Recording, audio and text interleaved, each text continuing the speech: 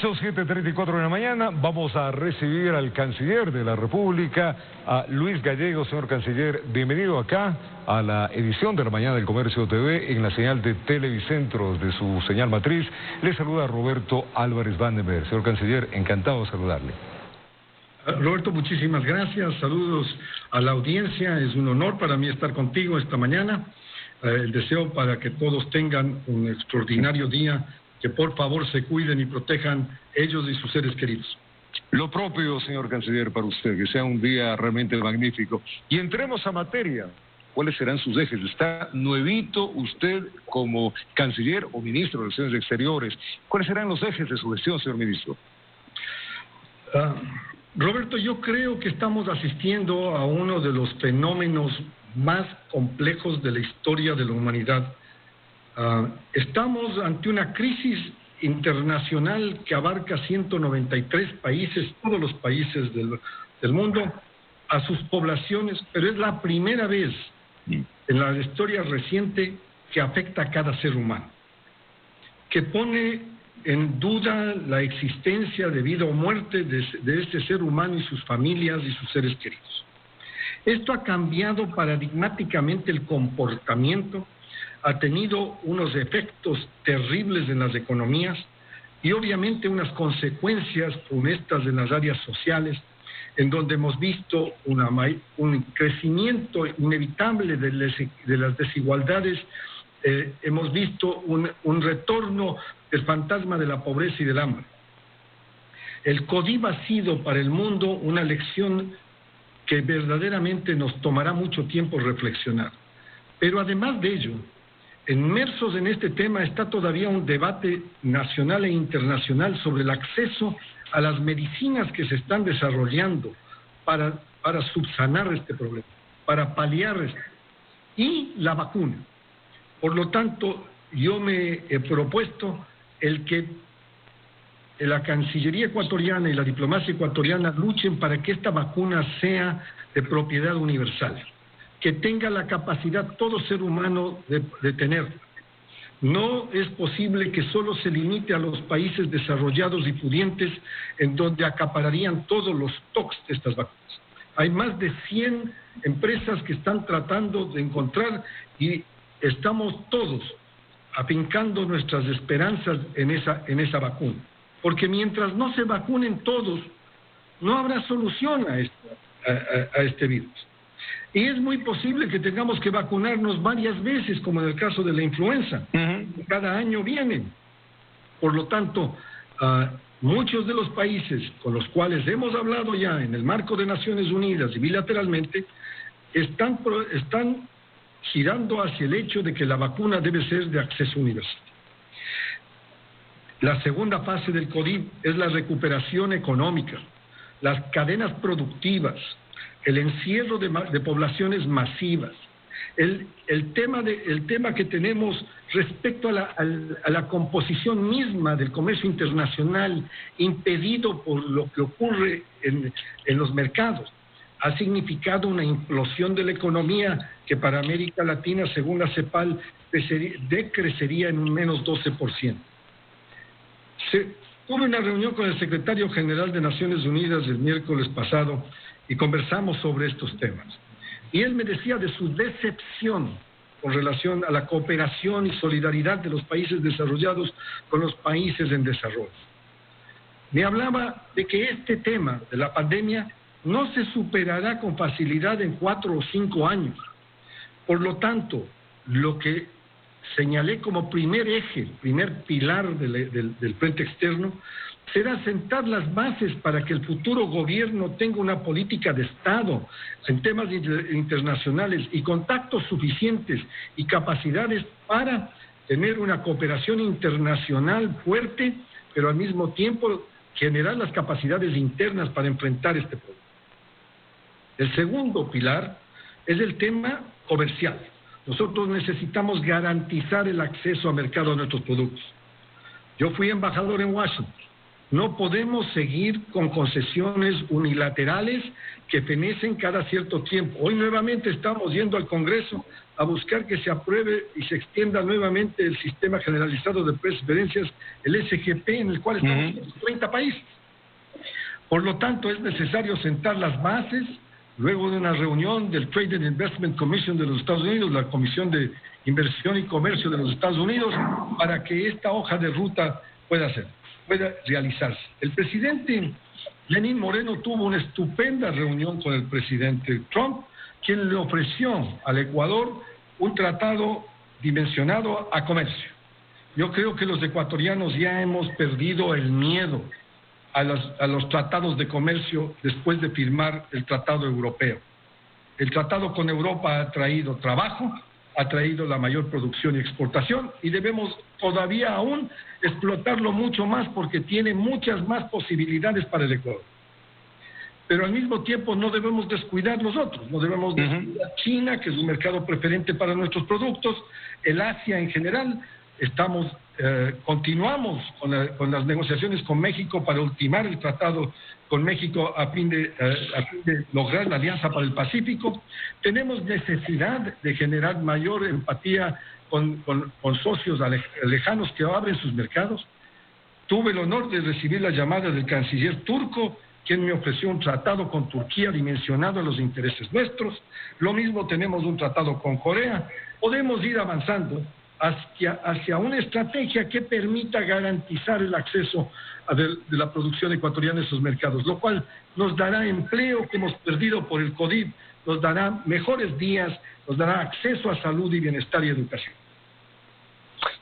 Señor Canciller, yendo a sus ejes de trabajo, ¿cómo desde la Cancillería se va a gestionar toda esta ayuda? Y partamos primero del tema de las vacunas. En Ecuador, ¿por dónde se va a inclinar? Estamos hablando que esto también es política. Mire, a la larga usted me hace acuerdo de un filósofo que decía, a la larga todo es político. Así es. Y así vamos a hacer. El día de ayer yo tuve una reunión con 10 cancilleres latinoamericanos con el ministro de Relaciones Exteriores de China, dentro del marco de la relación China-CELAC. En esa reunión, el señor canciller de China se refirió a la disposición de China de solucionar el problema comercial del camarón, que es lo que hemos estado trabajando con los chinos sobre el tema, y también se refirió a $1.000 millones que China iba a destinar para un fondo a fin de ayudar a los países a luchar contra el COVID, y a una serie de otros acápites que nosotros bien podríamos utilizar. Estas mismas capacidades de China estamos tratando con Europa.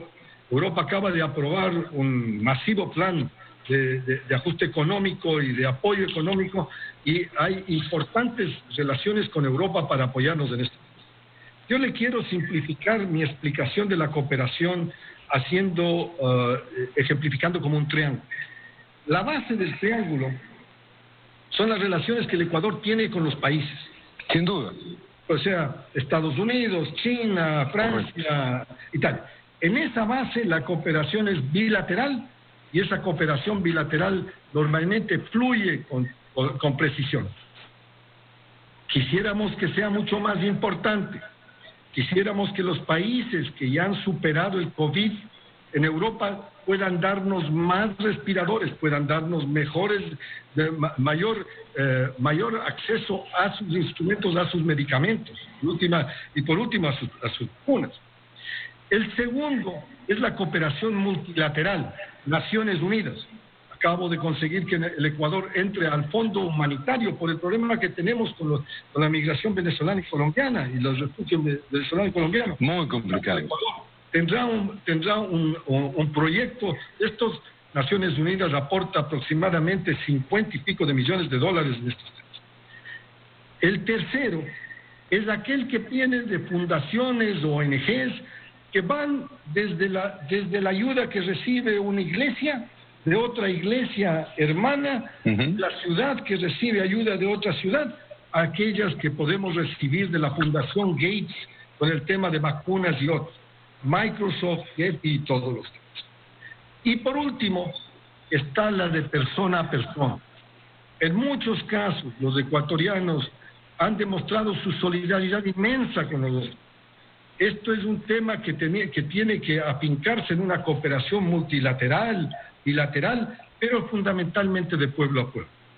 Esto no es crédito, para ser claro, es no reembolsable. Nosotros no pagamos por esto. El hecho, en realidad, es que necesitamos esa cooperación los países en desarrollo para salir de eso. Pero necesitamos también la cooperación tecnológica. Necesitamos la capacidad para nuestras instituciones para generar esos medicamentos, generar esas vacunas nosotros. Y sí tenemos las capacidades para poder conjuntamente con estos laboratorios esparcidos por el mundo buscar una solución endógena y propia para nuestra propia sustentación. De lo que lo entiendo, canciller, nosotros apelaríamos a utilizar la tecnología de muchos países, pero producida en nuestro país. Tenemos que tener, Roberto, la autosuficiencia necesaria para enfrentar este tipo de pandemias, que no esta es la primera de muchas. El deterioro climático al cual ha provocado el mundo, el efecto en el ambiente, la depredación de los bosques, de los animales silvestres y todo lo que estamos haciendo lleva a un cataclismo de proporciones universales que no ha habido una decisión política universal para enfrentar. Nosotros vemos que muchos países, inclusive potencias, se niegan a aceptar las conclusiones que llegamos en París, se niegan a afectar el deterioro ambiental, pese a los cataclismos climáticos y a la clara evidencia de un deterioro del tema de agravamiento de los riesgos en inundaciones, erupciones volcánicas y demás. Cada vez estos fenómenos se vuelven mucho más agresivos. El mal uso que ha tenido el ser humano, sin duda, señor canciller. Me llama la atención dos temas ahí para profundizarlos. El tema con China es un tema complicado, un tema en el cual hay que manejarlo con pinzas, sin duda, porque primero le debemos plata. 2, le estamos pidiendo plata. 3, tenemos líos con los camarones, que como usted bien dice, estamos en etapa de superarlo. Pero encima de eso ya tenemos otro lío más, de una flota enorme que está muy cerquita de nuestra zona, está al frente de las Islas Galápagos y evidentemente eso nos causa un daño enorme. ¿Cómo se debe actuar ante la diplomacia y la política frente a eso? Mire Roberto, yo creo que todos los países en nuestras relaciones hemos tenido impases. Tenemos hoy impases y vamos a tener impases. El tema es superarlo con inteligencia, con pragmatismo, con capacidades y fundamentalmente con una base de buena voluntad y de buena fe. Claro, sin duda no hay nada sin eso. Claro, el Ecuador hará respetar sus derechos, hace respetar sus derechos marítimos sin diferencia de bandera. La Marina Nacional cuida de que esos derechos no se violen. Hemos hecho conocer de esta posición soberana a las autoridades chinas y a los de los otros países cuyos buques están con bandera en esa flota. Las embarcaciones no deben cometer el error. El Ecuador hará respetar sus derechos y para eso están vigilantes la Marina de Guerra Ecuatoriana. La normativa ecuatoriana se sustenta en tratados internacionales válidamente reconocidos por la comunidad internacional y debe ser observada rigurosamente.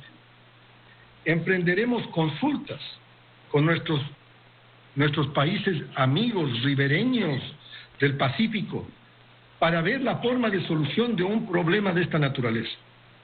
En Naciones Unidas estamos negociando un tratado para la expansión de zonas ecológicas en alta mar, que es uno de los temas que se ha interrumpido por la pandemia.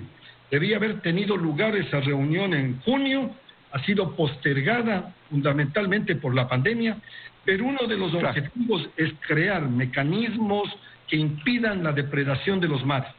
Porque yo les recuerdo, la pesca de estos buques factoría que cruzan el mar en el callejón que nosotros tenemos, porque nosotros somos un país que tiene un mar territorial extendido, un mar territorial que va desde el continente a las 200 millas y también en las Islas Galápagos alrededor de todo, con proyección de nuestros límites con Costa Rica. Nosotros tenemos límites territorial con Costa Rica, marítimo. Entonces, para nosotros es muy importante el que haya, quiero corregirme ahí, tenemos límites con Costa Rica. Para tener claro el panorama de lo que vamos a hacer, tenemos que buscar conciliar posiciones internacionales, porque este no es un problema solo del Ecuador. Este es un problema de muchos países. Hemos ya definido estrategias para que colabore con nosotros también la sociedad civil. Ya Roque Sevilla y yo tenemos pactado una reunión la próxima semana. Tenemos a Norman Ray muy capacitado en estos temas de Galápagos.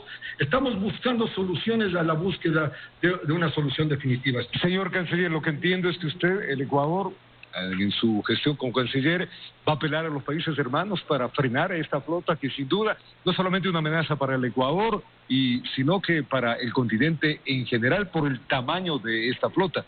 Si estoy bien, si no, corríjame, señor canciller.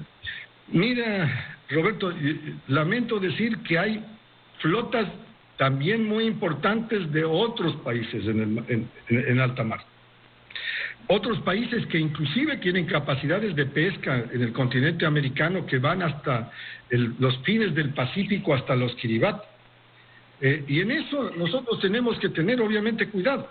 Recuerda que nosotros este no es el primer impasse, es un tema... Sí, claro. No, es recurrente. Nosotros en los 70 tuvimos la guerra del atún con Estados Unidos. Y nosotros nos hemos convertido en una potencia atunera.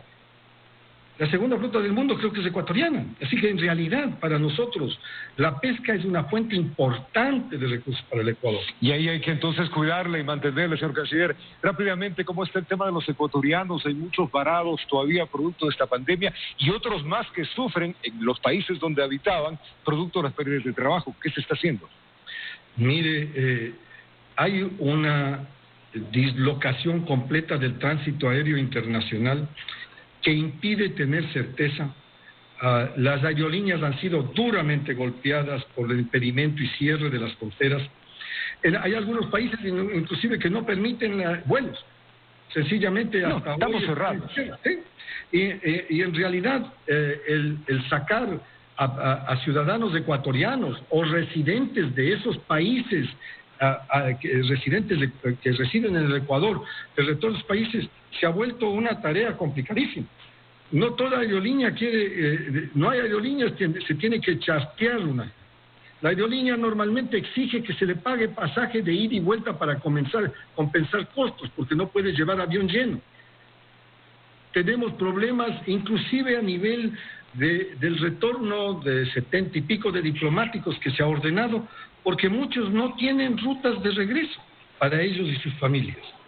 Es un tema que ha afectado gravemente a las colonias ecuatorianas, porque no solamente el encierro en el tema para evitar la pandemia, sino que ellos trabajan en los sectores más vulnerables.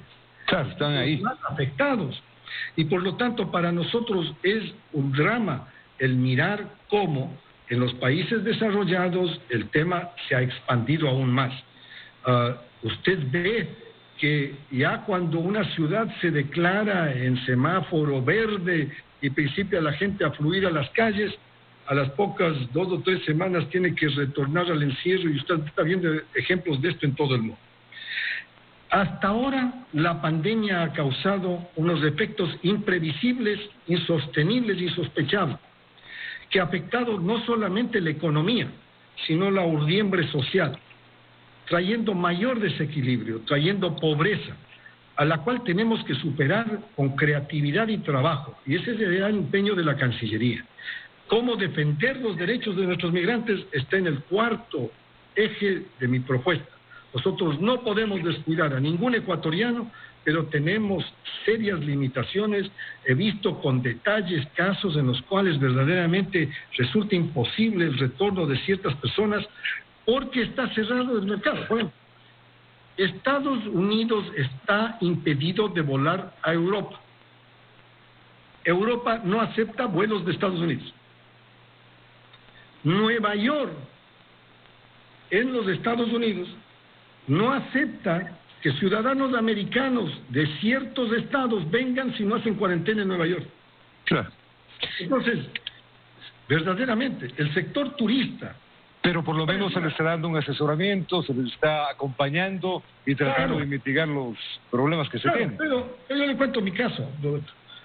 El señor presidente tuvo la gentileza de nombrarme el 9 de julio. Así es. Mi esposa y yo fuimos a que nos hagan los análisis del COVID en la clínica que nos recomendaron hacerlo. Nos dijimos, hasta el día de hoy no nos han dado la respuesta porque están saturados los mecanismos de Nueva York. Bárbaro.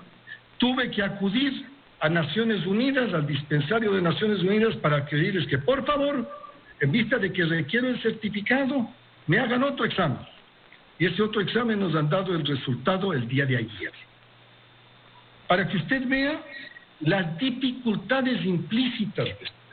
Clarísimo, señor canciller. Que yo deseo, y me perdone que me aproveche... por favor. Para mandar un mensaje a los ecuatorianos de mi solidaridad y mi pésame a todos aquellos que han perdido seres queridos, que han perdido a sus familias en esta pandemia, no solamente en el Ecuador, sino en el mundo. Yo quiero desearles a ellos que se cuiden, que Dios les cuide a ellos y sus familias. Señor canciller, mandarle un abrazo grande, gracias por contarnos sus 4 ejes de acción, lo que está sucediendo con la vacuna, el tema político con China, que sin duda es preocupante, y los migrantes, que lo mucho o poco se puede hacer sea en bendición de ellos y que vengan mejores días. A usted, éxitos en su gestión, señor canciller. Muchas gracias, Roberto, a tus órdenes siempre. Tienes las puertas abiertas de mi despacho. Muy amable, lo propio, puertas abiertas en este canal para usted, señor canciller. Tiempo de una pausa, ya venimos.